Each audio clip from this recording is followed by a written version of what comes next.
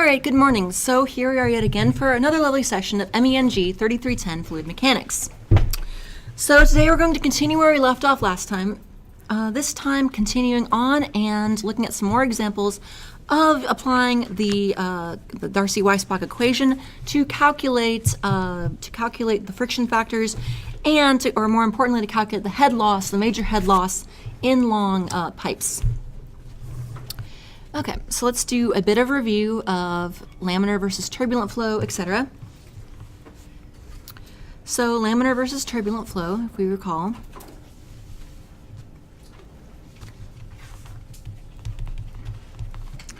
So if I want to review laminar versus turbulent flow, a few key items. Well, again, laminar flow. So let me go with laminar, turbulent, and transition.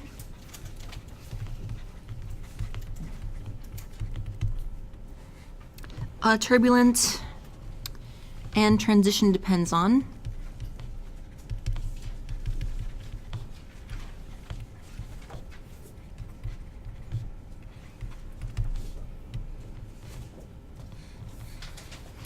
Okay, so again, laminar is more uniform flow. And we also discussed it in terms of velocity fields. This is obviously more random flow, more complex flow.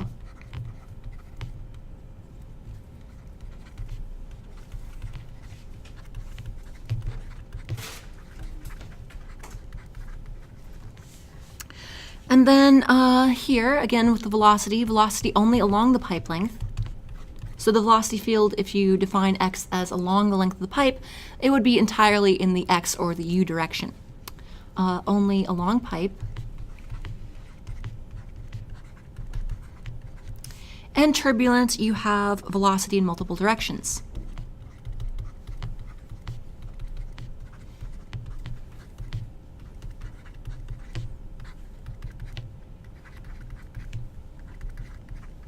Velocity in multiple directions.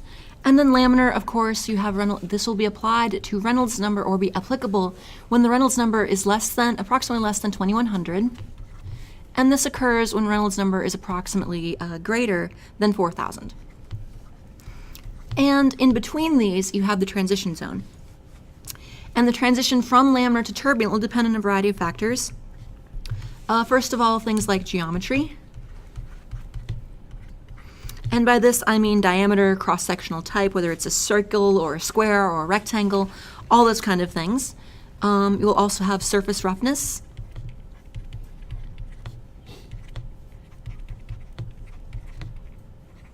So as we discussed with the friction factor previously, something like a concrete pipe, the kind used in certain civil engineering applications, will have a much higher friction factor, a much higher roughness than you would have for, say, a polished stainless steel pipe or something like that. Then, of course, transition will also depend on the flow velocity, type of fluid, and density. So I'm just reviewing a few factors here. And then density. Type of fluid, and I should also say, well, the type of fluid will figure in both the viscosity and the density. And also another thing that will apply to here is the temperature.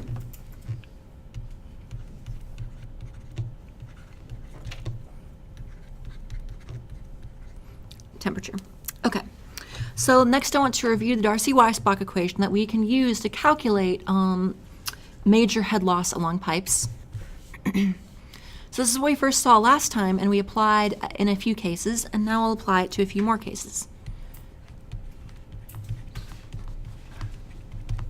So for the Darcy-Weisbach equation,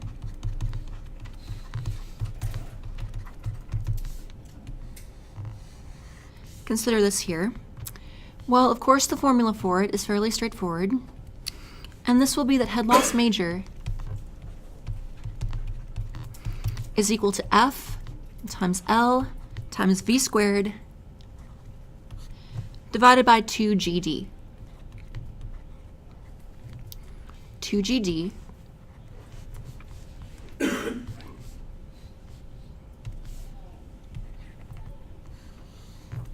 where F is our friction factor, where L is our pipe length, V is our velocity, G is the acceleration due to gravity, and capital D is the pipe diameter. And then I can talk about, so the procedure for laminar and turbulent flow is the same for everything except the F, the friction factor. So for laminar, we'll have a different procedure for both laminar flow and turbulent flow.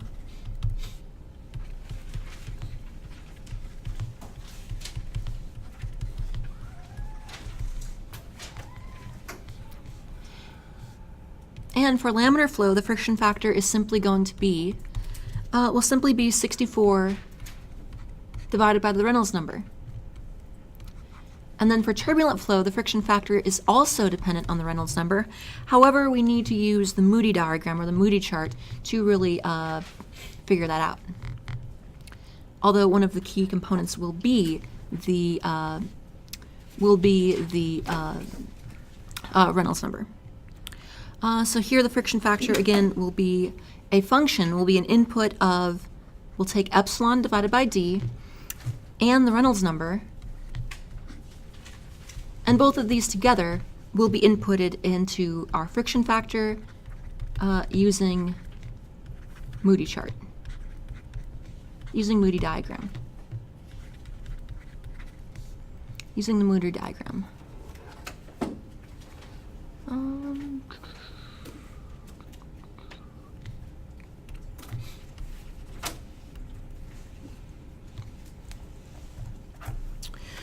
Okay, so let's see here. Let me look here. Let me work through another example.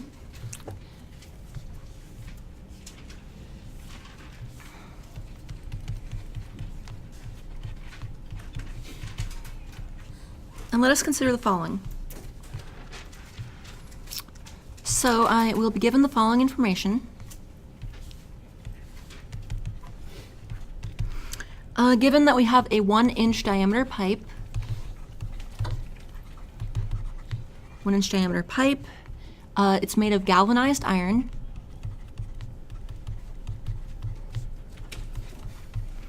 and there's a Reynolds number equal to 8,000 in this particular case. So we have a Reynolds number equal to 8,000. I want to find friction factor assuming laminar flow.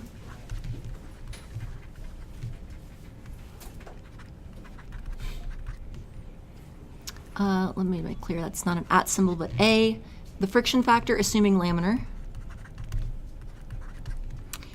B, the friction factor assuming turbulent.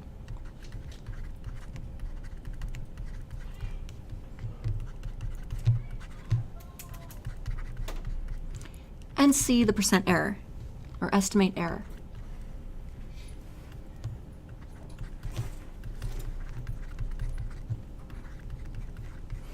So I know that because this has a Reynolds number of 8,000, that we are going to be in the turbulent zone. We already know that right off the bat. However, I'm going to go ahead and just say, you know what happens if we just go and say, what if I just treat this as laminar anyway? How much error am I going to get if I just go ahead and assume that it is laminar rather than turbulent? So we know based purely on the Reynolds number that we have to use the Darcy-Weisbach equation. But what if I get lazy and just decide to just treat this as laminar flow anyway? So then, solution here.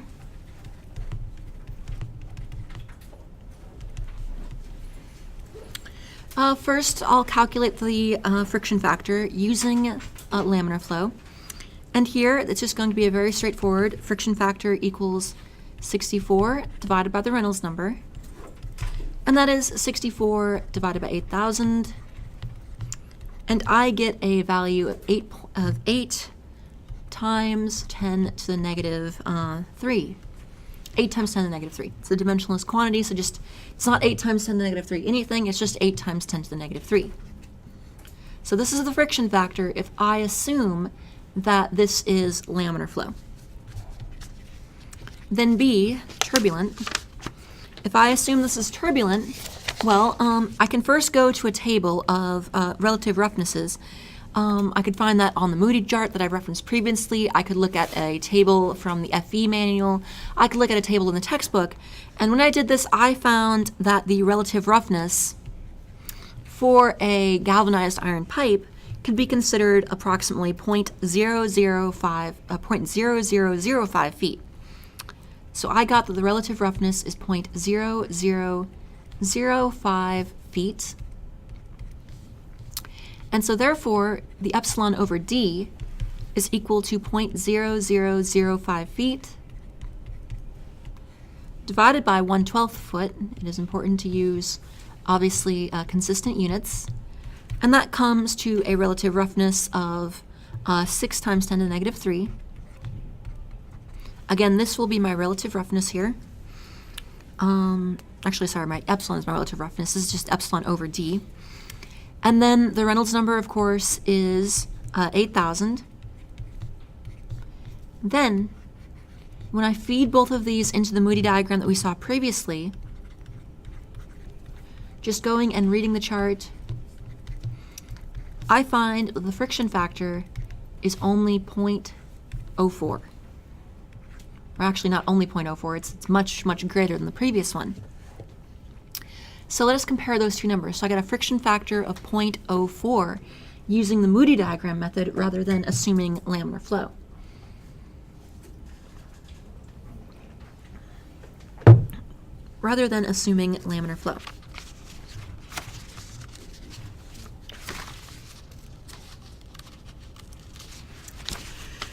All right, so now let's do the final part where we calculate the percent error, or calculate the error. So let us now calculate the error. Now, see the error. Well, I'll just simply divide the F laminar over the F I calculated assuming turbulent, and this then is 0.2. And what this leads me to conclude is that my F is actually 5 times greater for turbulent.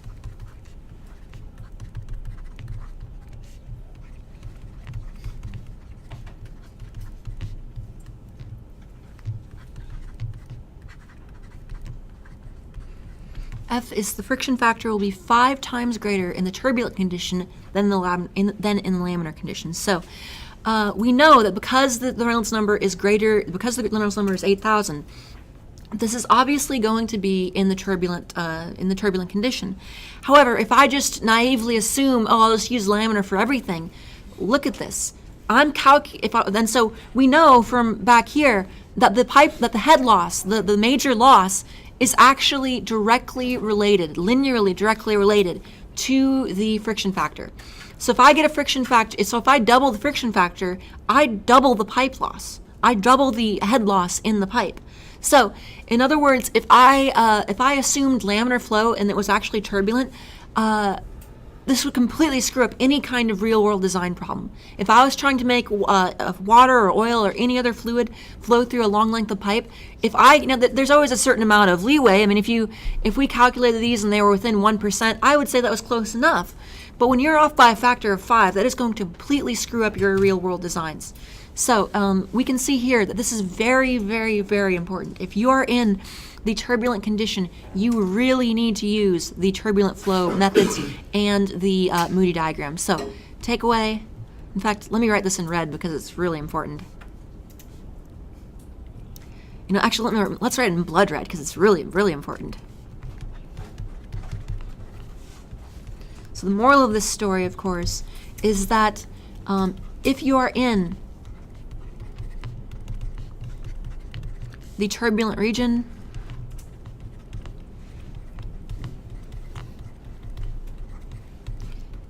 it is essential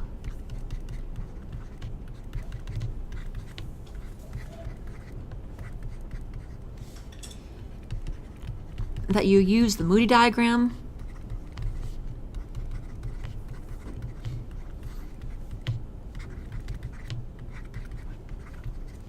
or analysis tools or programs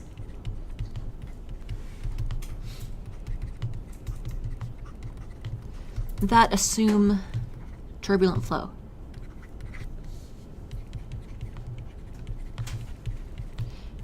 Now, there are other methods of analyzing pipes there are other methods that can handle this. The Moody diagram is really just the simplest one. It's a simple analog tool. But obviously, there are computer programs that you can use. There are charts and tables you can use that say, okay, well, for this velocity, this kind of thing. You could actually program a computer program to just you could create a big Excel spreadsheet that would handle most of these calculations for you if you wished. But you would have to make sure whatever program you're using, whatever method you're using, whatever you're doing, you have to be damn sure that it is using turbulent flow assumptions. If not, you are going to ruin somebody's day, and most likely yours. So anyway, next, I'd like to work through another example of this. Here, maybe just another example. Okay, so consider this here. Example 2 for today. And I guess if I'm going to call this example 2, I should call the other one example 1. So example 1. There we go. Nice, perfect handwriting. Okay, so consider this pipe. Let's say we have a pipe here.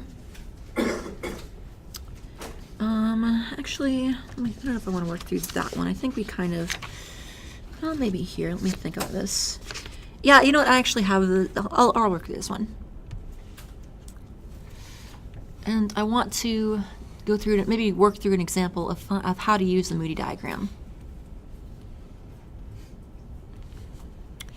So let us consider this. I will say that this is a plastic pipe.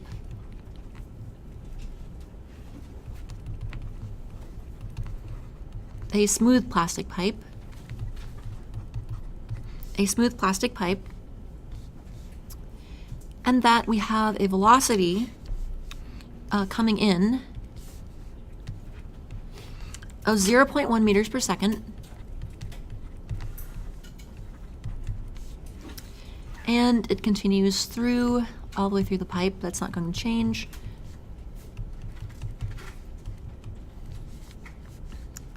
And I have points 1 and 2 here. Point 1 and point 2. And I'm also given the diameter of the pipe, which is 0.2 meters.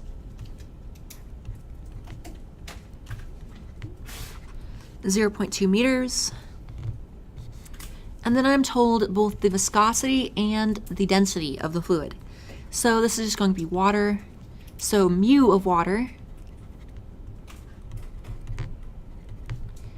the dynamic viscosity is going to be 1.12 times 10 to the negative 3 Newton seconds per square meter. And the density, let's just go ahead and we could use 1,000, but let's be nice and technical and say 999 kilograms per cubic meter. And I want to find, so I'm given all of this, basically all the pertinent information about this pipe, and I want to find the delta P per 1 meter length. The pressure drop in 1 meter of pipe length.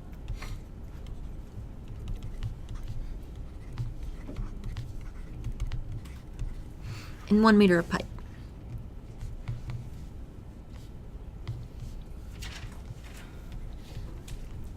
So let's consider the solution. So it's a fairly straightforward system. I have a pipe. It's 0.2, so it's 20 centimeters across. There's a very relatively low velocity of 0.1 meters per second. It's full of water. It has a density of this, a viscosity of this. Let's find the pressure drop. All fairly mundane, fairly straightforward. Nice problem for a Monday. Okay, so the first thing I'm going to do is look at the energy equation. And P over gamma plus V squared over 2G plus Z for 1 at point 1 will be equal to P over gamma plus V squared over 2G plus Z for position 2 plus our major losses of FLV squared over 2G, over 2GD, I should say. And that is our basic energy equation. Now, as usual, we're going to start canceling terms out. First, this is a horizontal pipe, so I'm going to cancel out the z terms. Next, I am going to cancel out the velocity terms. And the reason for that is fairly straightforward. And that simply comes down to continuity. As long as this is a constant diameter pipe, as long as there is, as long as this is a constant diameter pipe, and as long as this is at a system at a steady state, there has to be just as much matter flowing in this end as out this end. And the only way that can be maintained true is since the cross-sectional area is not changing, and since this fluid is incompressible, that the velocity here has to be equal to the velocity here. There's no other way around this.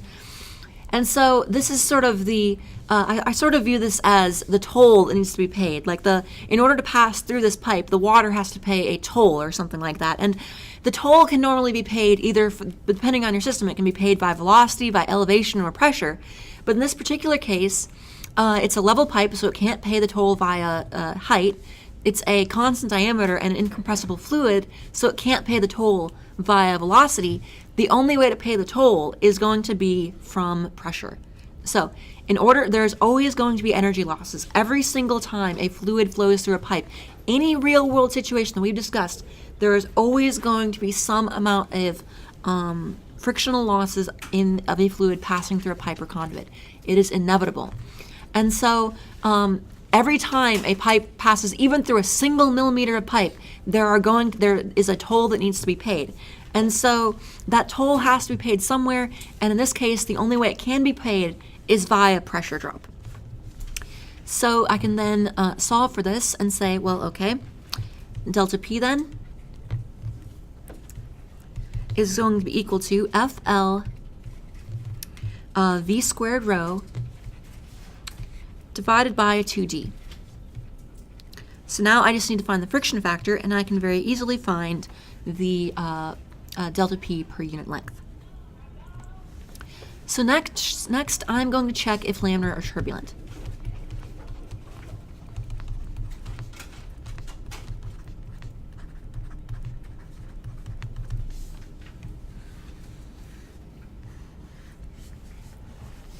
So the Reynolds number is going to be equal to rho VD over mu.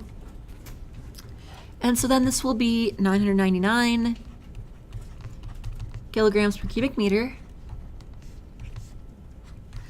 times 0.1 meters per second times the diameter of 0.2 meters divided by our dynamic viscosity of 1.12 times 10 to the negative 3 times 10 to the negative 3 Newton seconds per square meter. And this is then will be equal, if we calculate this out, this is 1.8 times 10 to the negative 4, times 10 to the 4, which is greater than 4,000. So therefore, this is turbulent flow.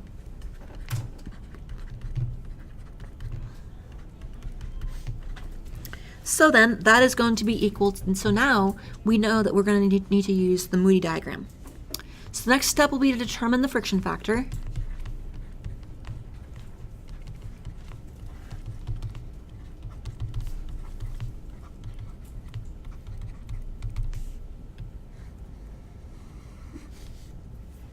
And because I said it's a smooth pipe, I'm going to assume epsilon is 0. Again, smooth pipe.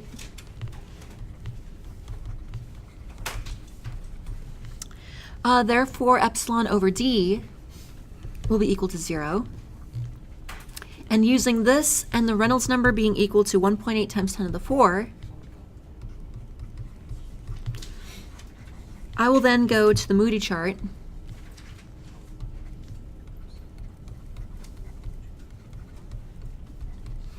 and in this case, what I have is a friction factor of 0.026. Okay, so I want to actually go to the Moody chart and pull that up on the screen and review how you would get that number. So let me back out of here. and look at this here. And yes, I know Wikipedia is not the best scholarly source, but for the cases of creating a video that I'll be posting online, it's useful because I don't have to worry about all the diagrams on here are or open source and such. So anyway, so let us consider this. So notice here, smooth pipe. This does not mean that, so at first glance you might think, or at first blush you might think, oh, smooth pipe, there's not going to be any frictional losses there. Well, that's actually not the case, because even if there is no friction between the pipe and the fluid itself, there are still frictional losses between the fluid and the fluid.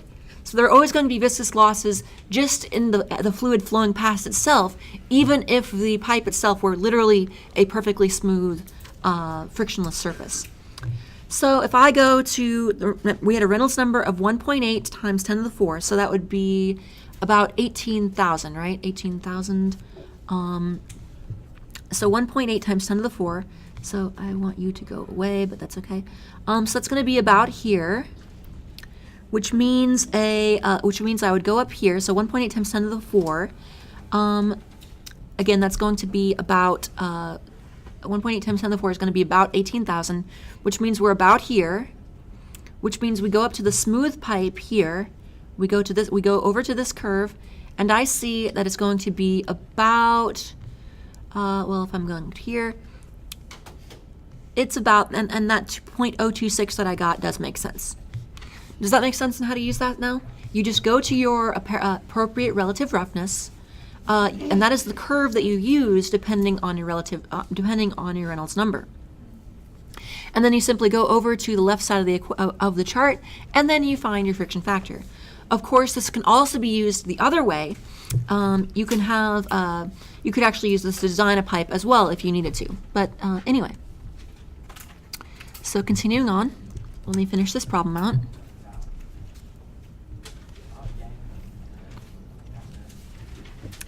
And so once I have this, I can then find my delta P. That's fairly straightforward now. So delta P will be equal to 0.026 times 1 meter times 0.1 meters per second quantity squared times the density of 999 kilograms per cubic meter. Divided by 2 times 0.2 meters,